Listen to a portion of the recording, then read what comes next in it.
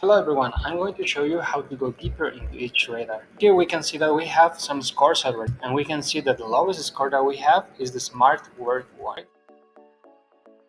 There are definitions for each radar and they are explained in other videos, so feel free to check them out. We are going to go deeper into that one, but what does that mean? That the more information that we provide to each radar, the more clues we're going to have to understand what exactly to improve.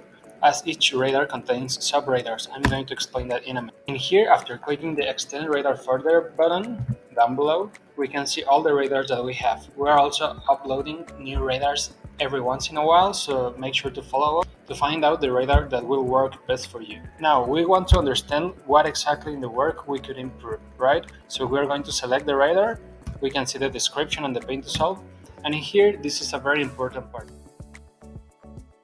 We're going to tag the moment where we are going to measure that. That's important because we're going to correlate the data with it. This means that we can go back in time to understand exactly what works better. So for example, understand what exactly happened and we can analyze that.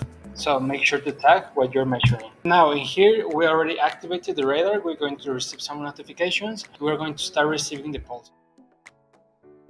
We can see how many pulses we have left and what's the purpose of running this radar in particular, which is connected to the tag. We can start answering. You can answer one question a day or whenever you want. And in the dashboard, you're going to see the progress or how much you have left to receive some new information. In this part, it's a matter of answering, and at the end, we're going to receive a score. There's another video explaining the scores, so make sure to check that out as well. And there we have our score, and we can start understanding deeper the work radar. I'm going to show you what does that mean. The work radar is composed by sub-radars. There's another video explaining sub-radars, but I'm going to give you a quick introduction. So these are the deep radars. If you remember, we measure 5 radars, and each one of them is composed by sub-radars that are going to help us understand exactly what we need to improve. We can see here all the traits that compose each one of the radars.